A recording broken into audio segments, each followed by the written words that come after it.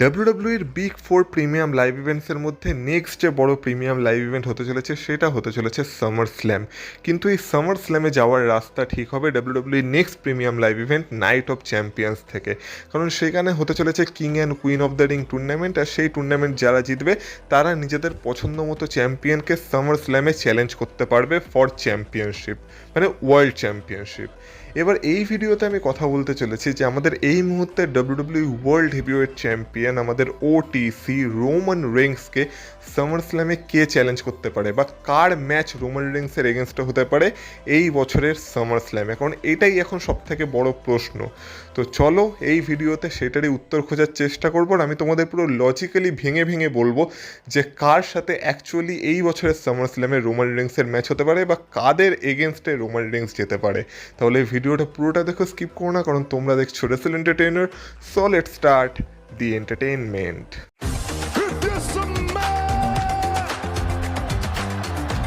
Acknowledge me. Acknowledge me. You there, sitting at home. Acknowledge me. কিন্তু summer স্ল্যামের কথা বলার আগে তোমাদেরকে কিছু বিষয় জানিয়ে রাখা দরকার বা কিছু বিষয় সম্পর্কে ইনফরমেশন দিয়ে রাখা দরকার, যেটা হচ্ছে যেমন আমরা সবাই জানি যে পরের বছরের যে রেসেলমেনিয়া সেটা হতে চলেছে সৌদি আরেবিয়া থেকে। এবার যেহেতু সৌদি আরেবিয়া বা সৌদি আরব থেকে রেসেলমেনিয়া হচ্ছে, তাই সেই রেসেলমেনিয়ার মেইন ইভেন্টে সৌদি আরব পুরো চেষ্টা করবে ডাব্লিউডাব্লিউইর ইতিহাসের সবথেকে বড় ম্যাচ করানোর। এবার সেই ক্ষেত্রে এই মুহূর্তে যেটা সবথেকে বড় ম্যাচ হিসেবে বেরিয়ে আসছে সেটা হচ্ছে রোমান রেইন্স ভার্সেস দ্য রকের ম্যাচ। আর সেইটা সম্ভবত হতে পারে ফর ওয়ার্ল্ড হেভিওয়েট চ্যাম্পিয়নশিপ, যদি রেসেলমেনিয়া অবধি রোমান রেইন্স তার টাইটেল নিজের কাছে রাখতে পারে। তো কিন্তু আমরা জানি যে রকের শিডিউল খুব একটা ভালো থাকে না, আর আমরা দেখেছি রেসেলমেনিয়ার সময় এলে রক বেশিরভাগ ক্ষেত্রে রেসেলমেনিয়া মিস করে। কিন্তু যেহেতু এখানে সৌদি আরবের কথা হচ্ছে, তাই সৌদি আরব পুরো চেষ্টা করবে, মানে যত টাকা দেওয়া সম্ভব সেই পরিমাণ টাকা তারা রককে দেওয়ার চেষ্টা করবে। আর তারা পুরো দম লাগিয়ে দেবে যাতে রক তাদের রেসেলমেনিয়াতে অ্যাপিয়ার করে, যাতে রকের একটা ম্যাচ আমরা রেসেলমেনিয়াতে দেখতে পাই। আর সেটা যদি হয় তাহলে একটা ম্যাচই সেটা হতে পারে, যেটা হচ্ছে রোমান রেইন্স ভার্সেস রকের ম্যাচ। কিন্তু তবু যদি সিচুয়েশন খারাপ হয় আর রক যদি রেসেলমেনিয়াতে আসতে না পারে, তাহলে এই মুহূর্তে যে আপডেট আসছে সেটা হচ্ছে ডাব্লিউডাব্লিউইর মাথায় দুটো ব্যাকআপ ম্যাচ আছে। একটা হচ্ছে Roman Reigns versus Seth Rollins, আর একটা হচ্ছে রোমান রেইন্স ভার্সেস ওবাফেমি। মানে একান্ত যদি রোমান রেইন্স ভার্সেস রকের ম্যাচ ডাব্লিউডাব্লিউ রেসেলমেনিয়াতে করাতে না পারে পরের বছর, তাহলে এই দুটো ম্যাচের মধ্যে কোনো একটা ম্যাচ আমরা রোমান রেইন্সের দেখতে চলেছি নেক্সট ইয়ার রেসেলমেনিয়াতে। কিন্তু এই ইনফরমেশনটা আমি তোমাদের কেন দিলাম সেটাই ভিডিওটা পুরোটা দেখতে থাকো, তাহলে ধীরে ধীরে তোমরা বুঝতে পারবে বা জানতে পারবে। তো এবার তাহলে কথা বলা যাক যে সামার স্ল্যামে রোমান রেইন্স কাকে ফেস করতে পারে। এবার সামার স্ল্যামে রোমান রেইন্স কাকে ফেস করতে পারে সেটা জানার আগে আমাদেরকে এই বছরের কিং অফ দ্য রিং টুর্নামেন্টের এখন কি হাল চলছে সেটার দিকে একটু নজর দিতে হবে। আমি যখন ভিডিওটা রেকর্ড করছি, মানে 11ই জুন 2026, তখন এই মুহূর্তে আমরা দেখতে পাচ্ছি যে কিং অফ দ্য রিংয়ের একটা সেমিফাইনাল সেট হয়ে গেছে, যেটা হতে চলেছে ওবাফেমি ভার্সেস ডমিনিক মিস্ট্রিওর মধ্যে। আর একটা সেমিফাইনালের একটা কন্টেন্ডার আমরা পেয়ে গেছি, যেটা হচ্ছে জীবন ইভেন্টস। আর এই স্ম্যাকডাউনে একটা ফেটাল ফোরে ম্যাচ হতে চলেছে, যেই স্ম্যাকডাউনটা হতে চলেছে এই শনিবারে, মানে শনিবারে তো হবে না, অ্যাকচুয়ালি কালকে রাত্রি সম্ভবত হয়ে যাবে, শুক্রবার রাতে। তো সেইখানে একটা ফেটাল ফোরে ম্যাচ হতে চলেছে, যেখানে জে উসো, এলে নাইট, রয়েস্কিস আর ফিন ব্যালার একে অপরের মুখোমুখি হবে। আর তাদের মধ্যে যে জিতবে সেই জীবন ইভেন্টসের এগেনস্টে সেমিফাইনালে নামবে। তো এবার সবার প্রথমে এই ফেটাল ফোর ওয়ে ম্যাচটার কথা বলতে হবে। তো প্রথম কথা দেখো, এই ফেটাল ফোর ওয়ে ম্যাচে আমরা যে চারজনকে দেখতে পাচ্ছি, এখান থেকে ক্লিয়ারলি যদি জেউসো এই ম্যাচটা জেতে তাহলে জেউসো তো কোডি রোডসকেই চ্যালেঞ্জ করবে। যদি এলেনাইট ম্যাচটা জেতে তাহলে এলেনাইটের সম্ভাবনা আছে রোমান রেইন্সকে চ্যালেঞ্জ করার। যদি রয়েস্কিস ম্যাচটা জেতে তাহলে যেহেতু রয়েস্কিস একজন স্ম্যাকডাউনের সুপারস্টার, তাই সম্ভাবনা বেশি আছে যে সে হয়তো কোডি রোডসকে চ্যালেঞ্জ করবে ফর আনডিসপিউটেড চ্যাম্পিয়নশিপ। যদিও এখানে একটা টুইস্ট আছে যেটা নিয়ে একটু পরে কথা বলবো। আর যদি ফিন ব্যালরের কথা বলা হয় তাহলে ফিন ব্যালরও যদি ম্যাচটা জেতে তাহলে ফিন ব্যালরও সম্ভবত কোডি রোডসকে চ্যালেঞ্জ করবে, কারণ এখন ফিন ব্যালরকে র থেকে স্ম্যাকডাউনে নিয়ে যাওয়া হয়েছে। আর ফিন ব্যালর যদি কিং অফ দ্য রিং জিততে পারে তাহলে আমার মনে হয় না যে ফিন ব্যালর আবার স্ম্যাকডাউন থেকে রয়ের চ্যাম্পিয়নকে চ্যালেঞ্জ করবে। তো সেক্ষেত্রে ফিন ব্যালর যদি জেতে তাহলে ফিন ব্যালরেরও কোডি রোডসকে চ্যালেঞ্জ করার সম্ভাবনাই সব থেকে বেশি। তো এইখান থেকে আমরা দেখতে পাচ্ছি যে শুধুমাত্র এলেনাইটের চান্স চান্স আছে যে এলএ নাইট যদি ম্যাচটা জেতে তাহলে এলএ নাইটই একমাত্র যে কিনা রোমান রিংসকে সরাসরি চ্যালেঞ্জ করতে পারে। তাহলে এবার যারা যারা এই টুর্নামেন্টে বেঁচে আছে এখনো অবধি তাদের মধ্যে যারা যারা শুধুমাত্র রোমান রিংসকে চ্যালেঞ্জ করতে পারে বা যাদের রোমান রিংসকে চ্যালেঞ্জ করার পসিবিলিটি বেশি তাদের কথা এবার বলা যাক। যেমন ওবাফেমি, অবশ্যই ওবাফেমি রোমান রিংসকে চ্যালেঞ্জ করতে পারে। ডমিনিক মিস্টেরিও, অবশ্যই ডমিনিক মিস্টেরিও রোমান রিংসকে চ্যালেঞ্জ করতে পারে। জীবন ইভেন্স, যেহেতু জীবন ইভেন্স একজন রয়্যাল সুপারস্টার, তাই জীবন ইভেন্স অবশ্যই রোমান রিংসকে চ্যালেঞ্জ করতে পারে। আর যেমন বললাম এলএ নাইটের সম্ভাবনা সব থেকে বেশি যে সে রোমান রিংসকে চ্যালেঞ্জ করতে পারে। তো এবার এই চারজনের কথা যদি বলা হয়, এই চারজনের মধ্যে এবার আমাদের এটাও মাথায় রাখতে হবে যে এখানে কথা বলা হচ্ছে সামার স্ল্যামে, ডাব্লিউডাব্লিউর one of the biggest premium live ইভেন্টের।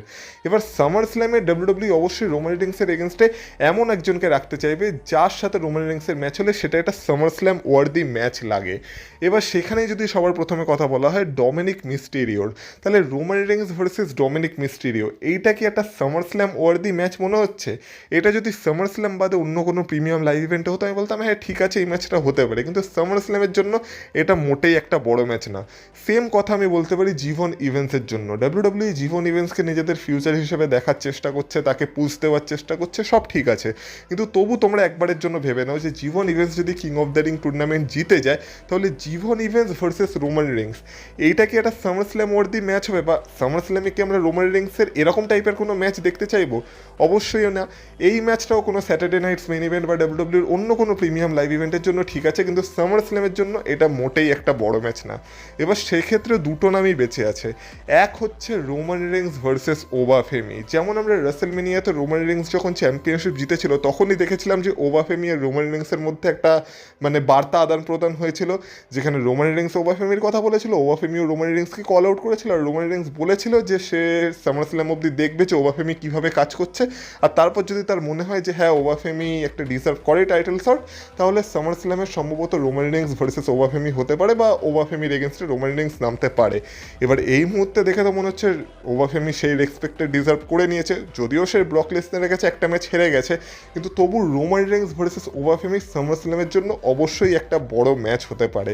কিন্তু এক্ষেত্রে বাধা একটাই, সেটা হচ্ছে ওবাফেমি ভার্সেস ব্রক লেসনারের 3 নম্বর ম্যাচ এখনও হওয়া বাকি, আর ওবাফেমি প্রতিনিয়ত ব্রক লেসনার ভার্সেস ওবাফেমি 3 নম্বর ম্যাচে টিস দিয়েই যাচ্ছে। তো আমরা বলতে পারি যদি কোনো প্রিমিয়াম লাইভ ইভেন্টে ওবাফেমি ভার্সেস ব্রক লেসনারের ম্যাচ হতে পারে সেটা একমাত্র সামার স্ল্যামই হতে পারে, যেটা তাদের 3 নম্বর ম্যাচের জন্য পারফেক্ট প্লেস হবে। হ্যাঁ, এটাকে যদি ডাব্লিউডাব্লিউ তাড়াহুড়ো করে করাতে চায় তাহলে তারা নাইট অফ চ্যাম্পিয়ন্সও করাতে পারে, যেহেতু সেটাও সৌদি আরব থেকে হচ্ছে, আর আমরা জানি সৌদি আরবে বড় বড় ম্যাচ ডাব্লিউডাব্লিউ করিয়ে থাকে। তো সেক্ষেত্রে নাইট অফ চ্যাম্পিয়ন্সও ডাব্লিউডাব্লিউ চাইলে ওবাফেমি ভার্সেস ব্রক লেসনার করিয়ে দিতেই পারে, কিন্তু তাহলে সেক্ষেত্রে ওবাফেমি কিং অফ দ্য রিংয়ের ফাইনালে যাচ্ছে না, কারণ কিং অফ দ্য রিংয়ের ফাইনালে গিয়ে তো আর সে ব্রক লেসনারকে নাইট অফ চ্যাম্পিয়ন্সে ফেস করবে না। তো সেক্ষেত্রে আমাদের এটাই ধরে নিতে হবে যে ওবাফেমি কিং অফ দ্য রিংয়ের ফাইনালেই যাচ্ছে না, আর ফাইনালে যদি না যায় তাহলে তো সামার স্ল্যামে রোমান রিংসকে ফেস করার কোনো মানেই হচ্ছে না।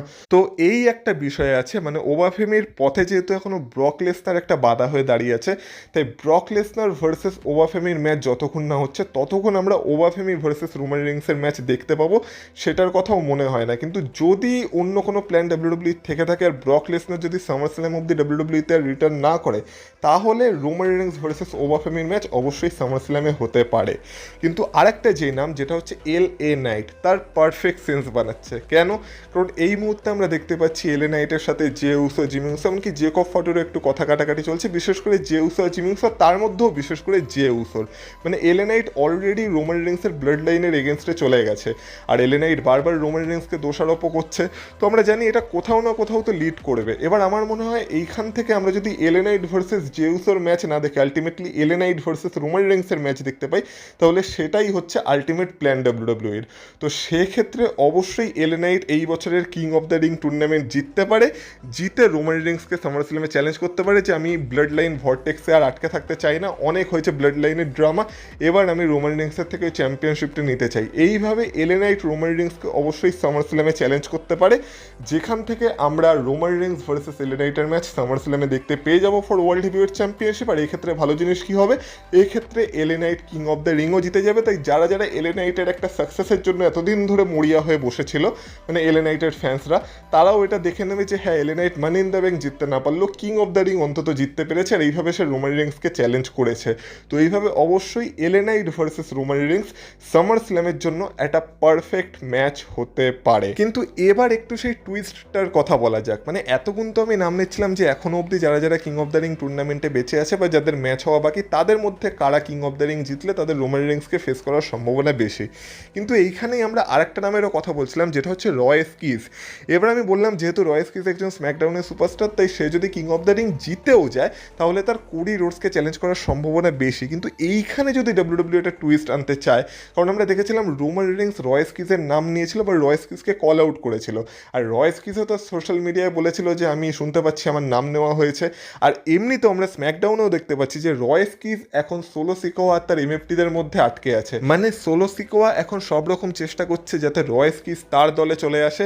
এমনকি এই সপ্তাহে যে স্ম্যাকডাউন হয়েছিল সেখানেও আমরা দেখেছিলাম যে সোলো সিকোয়া বলেছিল যে আমরা ব্লাড লাইনের এগেনস্টে একটা ওয়ারে বা একটা যুদ্ধে নামতে চলেছি, আর সেইখানে আমাদের হয়তো তোকে প্রয়োজন হবে, আর তুই যদি আমাদের দলে সহজভাবে যোগ দিতে না চাস তাহলে আমি হয়তো তোর রাস্তাকে আরও কঠিন করে তুলবো।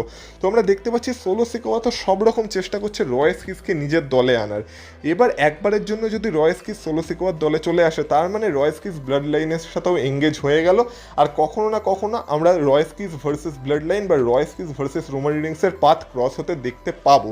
তো সেক্ষেত্রে অবশ্যই যদি রয় স্কিজ কিং অফ দ্য রিং জিতে যায়, আর এইখানে যদি একটা টুইস্ট আসে যে সোলো সিকোয়া আর তার এমএফটিরা রয় স্কিজকে কিং অফ দ্য রিং জিততে সাহায্য করলো, আর এইভাবে যেহেতু রোমান রিংস আর তার ব্লাড লাইন সোলো সিকোয়া আর তার এমএফটিদের এগেনস্টে গেছে, তাই অটোমেটিকলি রয় স্কিজ ও রোমান রিংসের এগেনস্টে চলে গেল। আর সামার স্ল্যামে রয় স্কিজ রোমান রিংসকে ওয়ার্ল্ড হেভিওয়েট চ্যাম্পিয়নশিপের জন্য চ্যালেঞ্জ করে দিল। তো সেই ক্ষেত্রে দাঁড়িয়ে আমরা রোমান রিংস ভার্সেস রয় স্কিজের ম্যাচ সামার স্ল্যামে দেখতে পেতে পারি। কিন্তু ওই যে বললাম, সামার স্ল্যামের জন্য কি রোমান রিংস ভার্সেস রয় স্কিজ একটা পারফেক্ট ম্যাচ হতে পারে? কারণ দেখো, রোমান রিংস ভার্সেস রয় স্কিজ যদি হয়, আমরা বেশিরভাগ লোক এটা প্রায় আশা করতেই পারি যে সেই ম্যাচে রোমান রিংসই জিতছে। কারণ যেই রয় স্কিজ তালাটঙ্গাকে হারাতে পারে না স্ম্যাকডাউনে, সে রোমান রিংসকে কী বা হারাবে? তো সেক্ষেত্রে দাঁড়িয়ে আমার মনে হয় না যে রয় স্কিজ ভার্সেস রোমান রিংস একটা সামার স্ল্যাম ওয়ার্দি ম্যাচ। কিন্তু যদি স্টোরি লাইনকে কাজে লাগিয়ে ডাব্লিউডাব্লিউ এই ম্যাচটা সামার স্ল্যামে করাতে চায়, অবশ্যই এই ম্যাচটা ডাব্লিউডাব্লিউ সামার স্ল্যামে করাতে পারে। সেক্ষেত্রে এই ম্যাচেরও একটা অপশন খোলা থাকবে। কিন্তু এবার king of the ring tournament থেকে বেরিয়ে যদি আর একটা দিকের কথা বলি আমি, যে কিভাবে রোমান রিংস এই কিং অফ দ্য রিং টুর্নামেন্টের কন্টেন্ডারদের বাইরেও কাউকে সামার স্ল্যামে চ্যালেঞ্জ করতে পারে। তো যেমন বললাম যে কিং অফ দ্য রিং জিতলেই যে সে রোমান রিংসকে চ্যালেঞ্জ করবে এমন কোনো মানে নেই। King of the ring winner যদি অন্য কেউ হয়, যেমন ফিন বেলার টাইপের কেউ বা জেউসো টাইপের কেউ, তাহলে তারা কোডি রোডসকেও চ্যালেঞ্জ করতে পারে ফর আনডিসপিউটেড চ্যাম্পিয়নশিপ। এবার সেক্ষেত্রে যদি আমরা একবারের জন্য ধরে নিই যে জেউসো বা ফিনবেলের king of the ring tournament জিতলো আর তারা কোডি রোডসকে চ্যালেঞ্জ করলো সামার স্ল্যামে, তাহলে রোমান রিংসের রাস্তা এখনও ক্লিয়ার আছে। তো সেক্ষেত্রে রোমান রিংস সামার স্ল্যামে কাকে ফেস করবে?